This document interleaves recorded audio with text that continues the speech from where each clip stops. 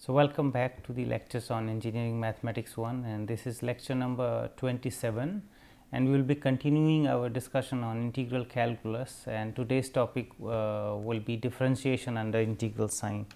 So, in particular we will be talking about Leibniz rule. So, that is the rule where we apply for differentiation under integral sign, and we will go through also the derivation of this Leibniz rule and some worked problems.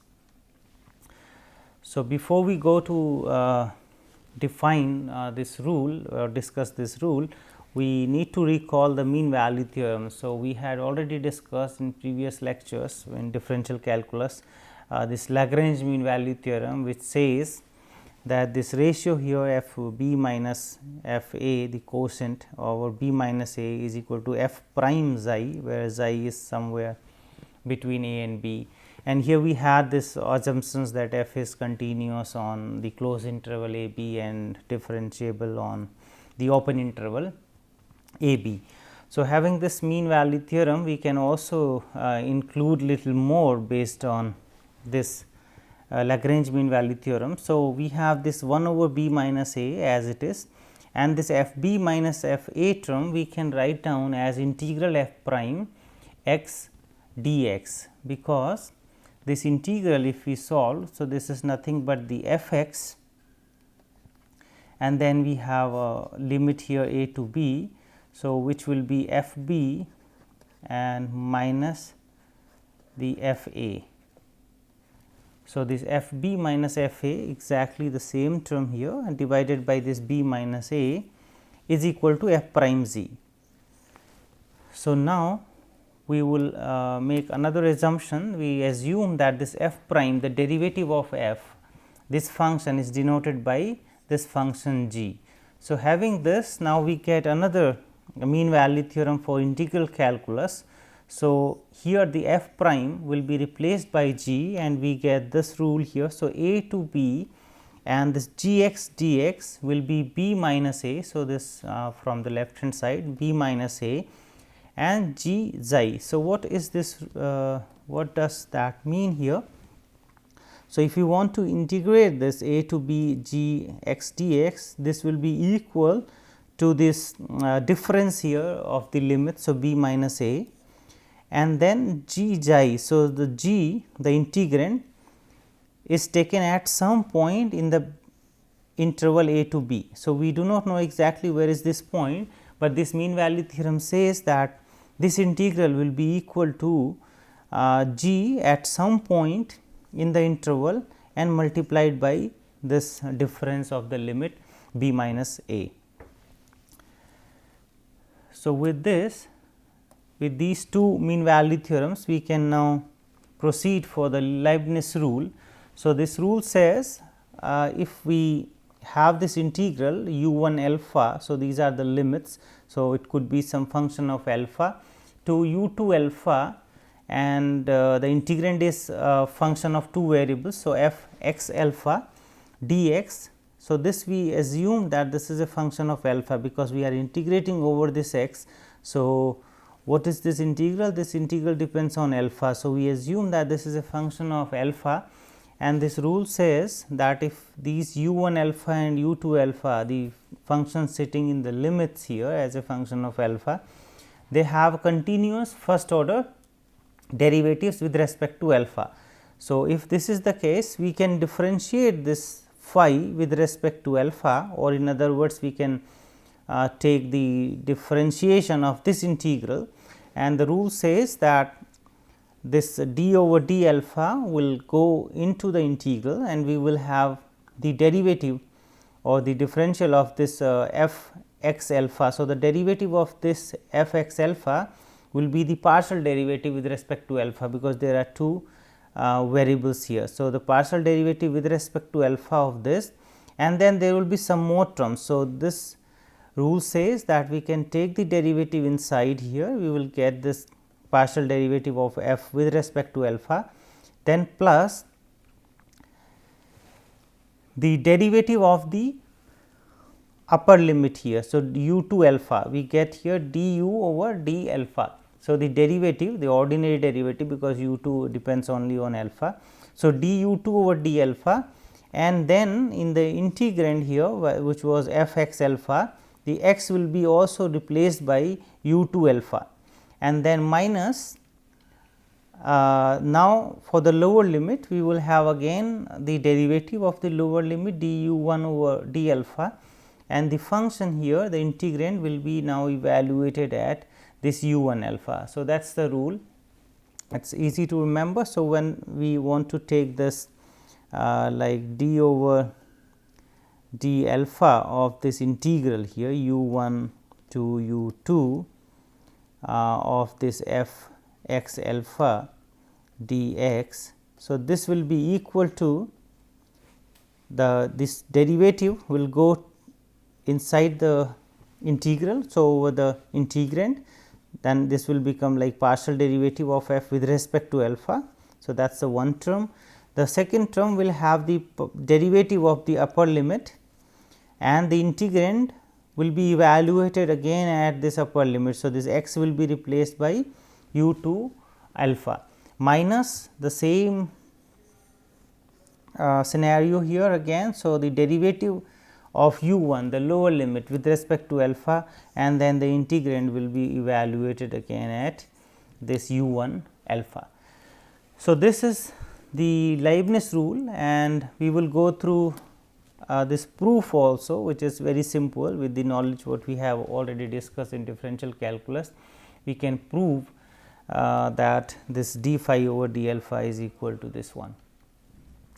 So, here the Leibniz rule. So, we take this integral as a function of alpha phi alpha, and then consider this delta phi, the increment in phi, as by taking the increment delta alpha in alpha. So, we have phi alpha plus delta alpha and minus phi alpha. So, with this we have here alpha plus delta alpha for alpha. So, here alpha will be replaced by delta alpha. So, we will have u 1 alpha plus delta alpha, the lower limit, and then the upper limit u 2 alpha plus delta alpha. The function f x and alpha will be replaced by alpha plus delta alpha. So, wherever we have alpha, that will be replaced by alpha plus delta alpha, and minus this phi alpha. So, again the same integrals u 1 to u 2 and f x alpha and dx. Now, we will do little more manipulation here. So, u 1 alpha plus delta alpha, and we are going to sum number this which is actually appearing here u 1 alpha. So, up to u 1 alpha, this integral we are going to break now. So, u 1 alpha plus delta alpha to this number u 1 alpha plus then u 1 alpha to some other number this u 2 alpha or other function here u 2 alpha, and then from u 2 alpha to the end of the limit. So, we have taken this integral as a sum of these three integrals. So, u 1 to alpha plus delta alpha to u 1 alpha, then u 1 alpha to u 2 alpha, and then u 2 alpha to the end limit there u 2 alpha plus delta alpha. So, that is a property of the limit. We can take many intermediate points and we can break the integral into several integrals. Then we have here minus exactly that term. So, now we will combine the similar terms. So, here we have the same limits u 1 alpha to u 2 alpha, here also u 1 alpha to u 2 alpha. So, these two terms we will combine, and we will have then integrand f x alpha plus delta alpha and minus f x alpha. So, these two terms will be combined, and then we will have these two terms as well.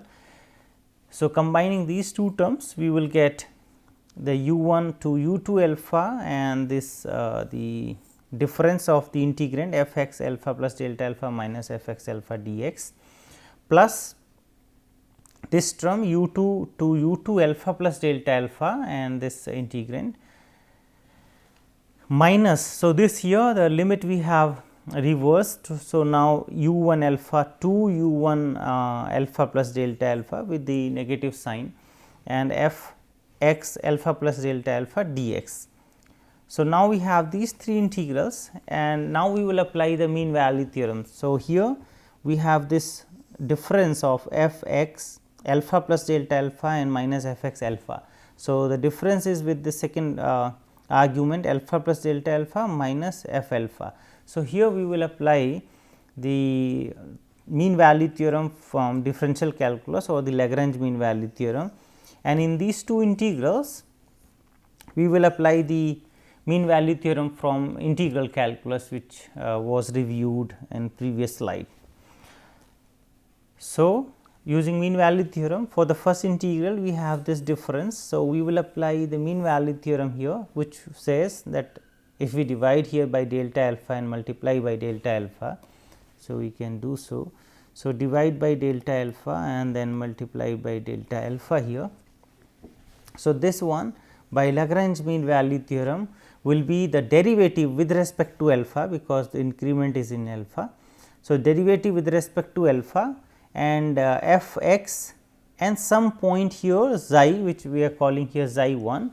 So, the xi 1 belongs to exactly the interval here alpha to alpha plus delta alpha, and note that this xi 1 will go to 0 when delta alpha goes to 0. So, later on we will be going taking the limit. So, this xi 1 will approach to alpha as delta alpha goes to 0.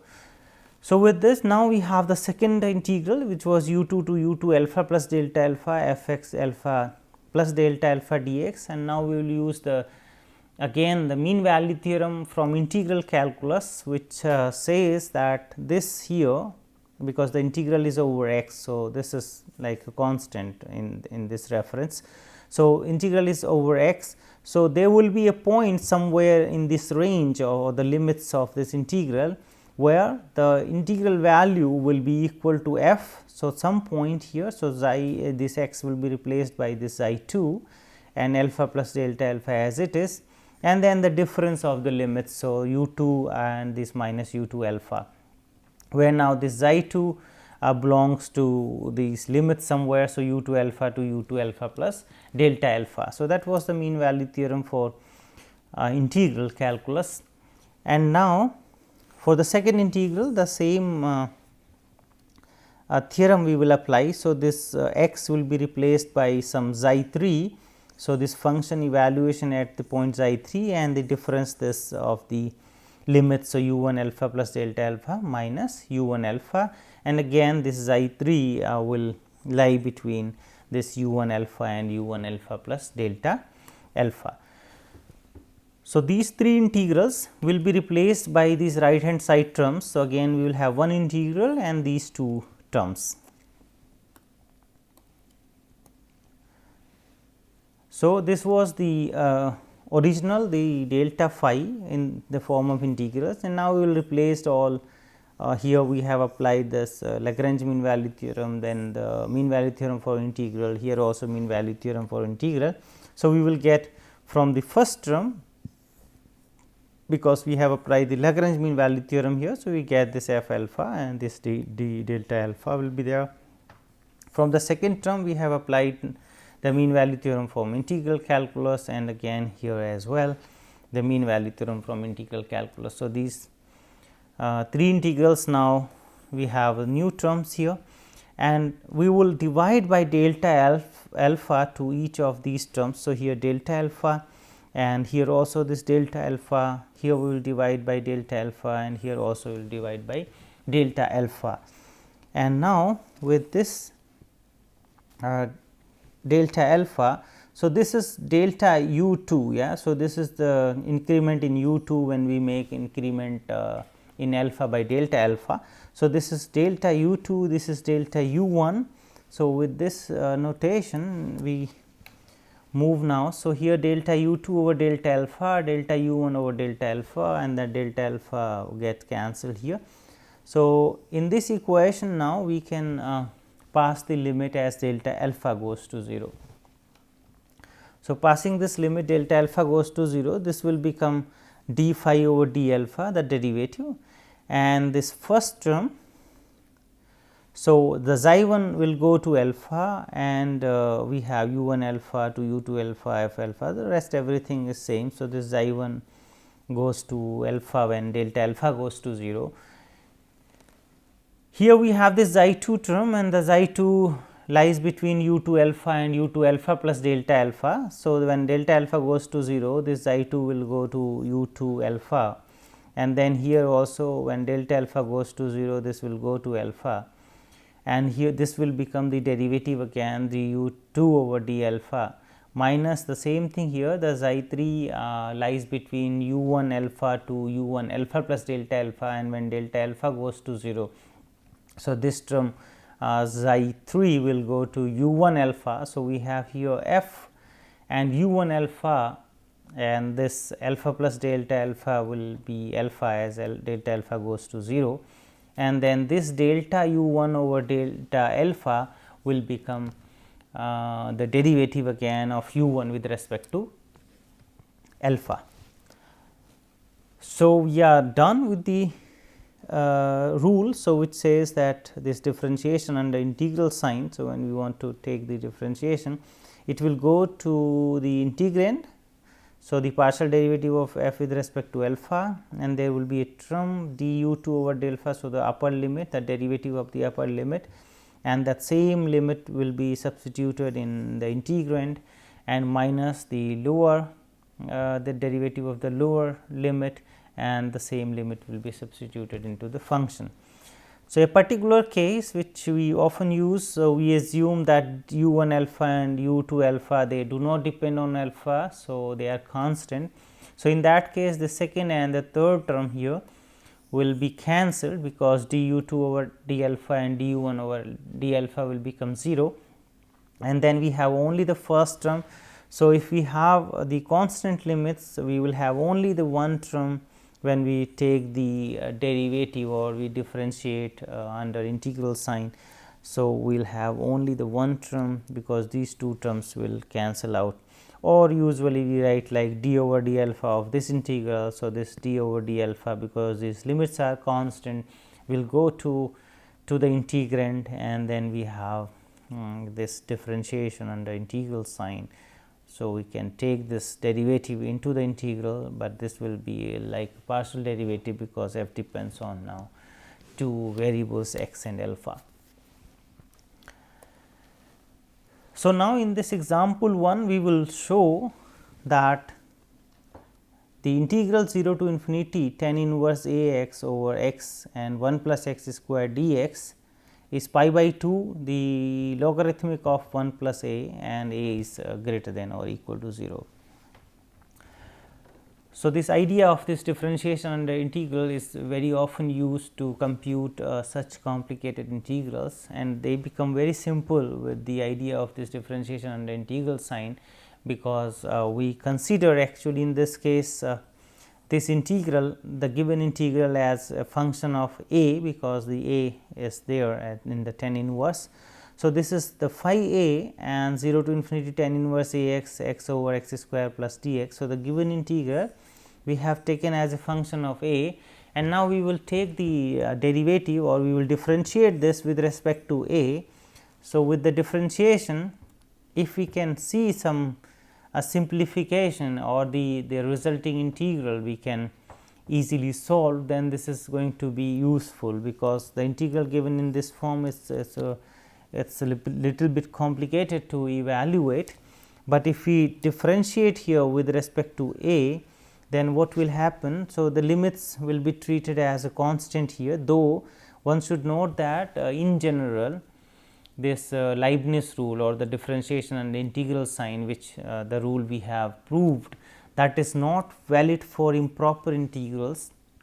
We need some extra conditions in general, but all these examples that is applicable, and we are not going much into the details about the applicability of this Leibniz rule for improper integrals.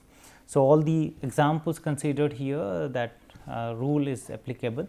So, here treating these constant limits, we can just differentiate with respect to a. So, this tan inverse a x will be 1 over 1 plus a square and x square, and then the derivative of this a x with respect to a will be x.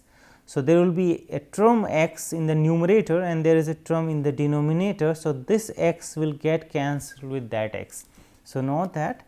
So, if we differentiate here, we are basically getting 0 to infinity, and this tan inverse will be 1 over 1 plus a square and x square, and then we have a term from this a x. So, this x will be there, and then already here it was x and 1 plus x square, and then we have dx term. So, this gets cancelled, and therefore, we got only this 1 plus x square term and x square x square and plus this here 1 plus x square term. So, these two, and now we can do the partial fractions here. So, this partial fractions of this 1 over 1 plus a square x square and 1 plus x square will be given as 1 over 1 plus x square minus a square over 1 plus a square x square. And then to balance this, we need to also multiply by this 1 over a square, because if you see this term is like 1 plus x square and 1 plus a square and x square term here. So, when we multiply, there will be 1 plus a square and x square, and this will be minus a square minus a square and x square. So, this will be cancelled. So, we have 1 minus a square, and to balance this we need 1 minus a square there. So, this will be also cancelled by this, and we will get exactly the integrand of this integral.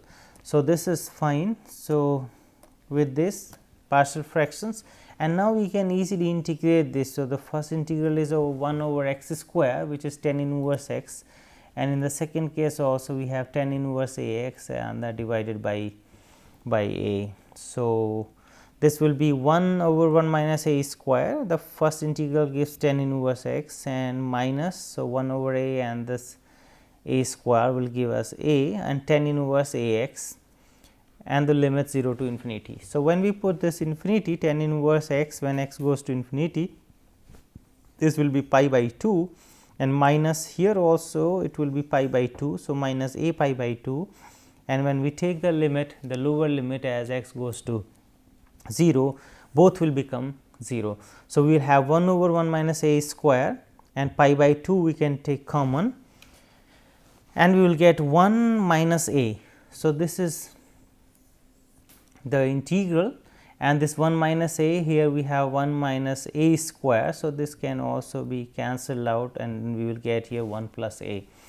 So, we get this differential equation that d phi over d a or phi prime a is equal to pi by 2 and into 1 over 1 plus a. So, we got this derivative here, and that is always the process this which makes it easier, because now we can easily integrate this differential equation. So, when we integrate this, we will get phi a, and this will be ln. So, the logarithmic of 1 plus a with pi by 2 and plus some constant of integration, an arbitrary constant, but that constant also is easy to evaluate, because we should note that this phi a was this tan inverse a x over x and 1 plus x square dx, and the phi a. So, the phi a value phi 0. So, at 0, so we will take the point where we know the integral value easily. So, this is 0 to infinity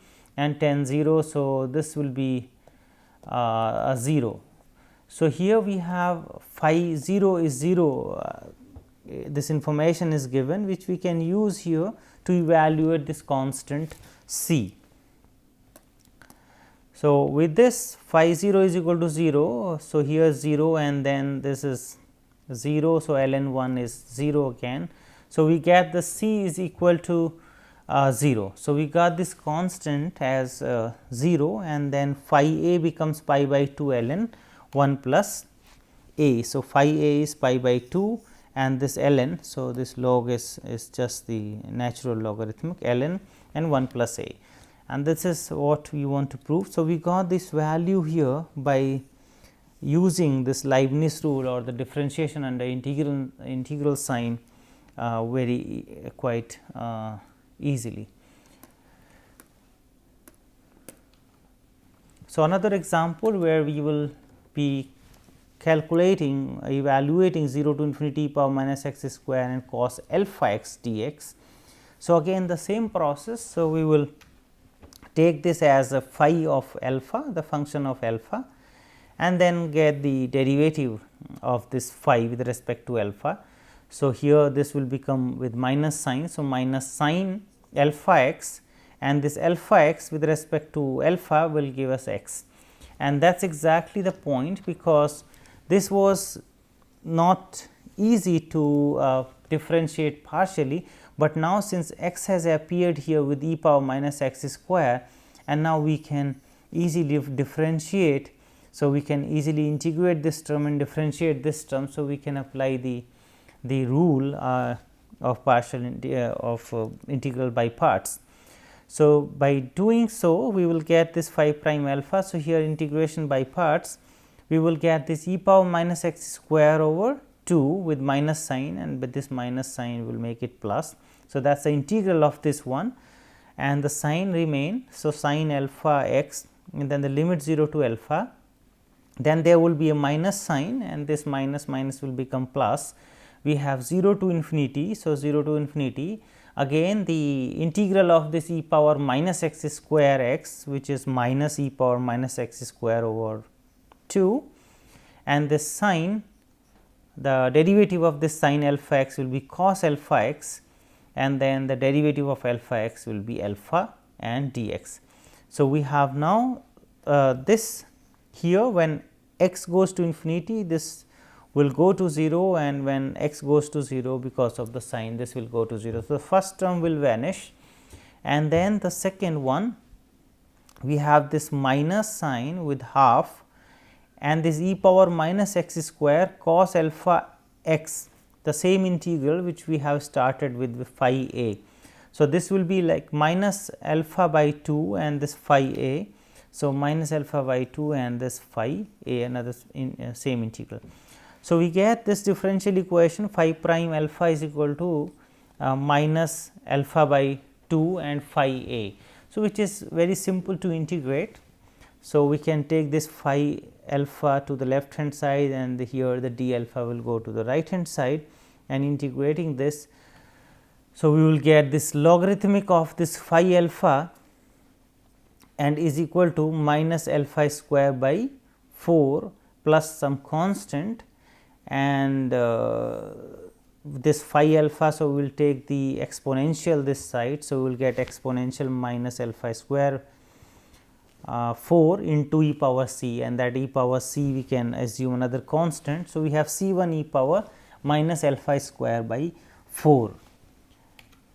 And now, we note that this phi 0. So, the phi alpha was e power 0 to infinity e power minus x square cos alpha x dx. So, phi 0 will be 0 to infinity e power minus x square dx, and that e power minus x square dx, this integral we have seen in previous lectures as well, and in next lectures we will also prove that this is equal to square root pi by 2. So, this value of this standard integral is square root pi by 2. So, we know the phi 0.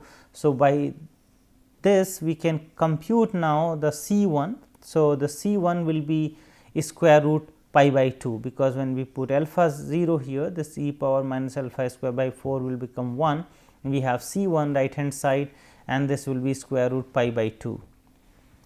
So, this implies that 0 to infinity e power minus x square cos alpha x dx will be equal to square root pi by 2 and e power minus alpha square by 4. That is the value of the integral we want to evaluate. So, the third example is again very simple. So, we have this phi alpha is equal to alpha square and sin alpha x over x dx, and we want to get this phi prime alpha where alpha is not 0. So, it is a direct application of this differentiation under integral sign. So, if we differentiate this under integral sign, naturally this we will take the derivative of this sin alpha with respect to alpha. So, we will have cos alpha x, and then with respect to alpha the differentiation of this alpha x will give us x there, and then dx plus the derivative of the above limit. So, that is 2 alpha, and then in the integrand we will substitute this alpha square for x. So, we have sin alpha cube for this alpha x over alpha square and minus the derivative of this alpha with respect to alpha, which is 1 here, and then sin alpha x. So, x will be replaced by alpha. So, sin alpha square and then here alpha. So, we have applied this Leibniz rule to this integral, and now here this x gets cancelled and we have this cos alpha x term. So, this cos alpha x, the integral will be sin alpha x over alpha, the limit alpha to alpha square, plus this 2 alpha. So, this alpha also get cancelled here, 2 over alpha and sin alpha cube, and here we have sin alpha square over alpha. So, now when we put the upper limit, we will get sin alpha cube by alpha. Here also we have 2 times sin alpha cube over alpha. So, that will be 3 times sin alpha cube over alpha, and then this minus from here, from the first term we will get sin alpha square over alpha, and then from this term also this sin alpha square over alpha. So, we will get minus 2. So, here also the minus sin alpha square over alpha, here also minus sin alpha square over alpha. So, this will become minus 2 sin alpha square and divided by that alpha. So, that is the value here of this integral, 3 sin alpha square and minus 2 sin alpha square over alpha. So, this was the direct application of the Leibniz rule. And coming to the conclusion, so we have learned this Leibniz rule, which is useful for differentiating the integrals. So, if we have the integral and we want to take the derivative with respect to alpha there. So, this rule says that we can take this derivative term to the integrand, which means that we will have the partial derivative of f with respect to alpha plus the derivative of the upper term. So, du2 over d alpha, and then in the integrand we need to replace this x by the upper limit minus the derivative of the lower limit. So, du1 over d alpha, and in the integrand we will replace this x by u1 alpha. So, that is the Leibniz rule. These are the references we have used to prepare these lectures, and thank you very much.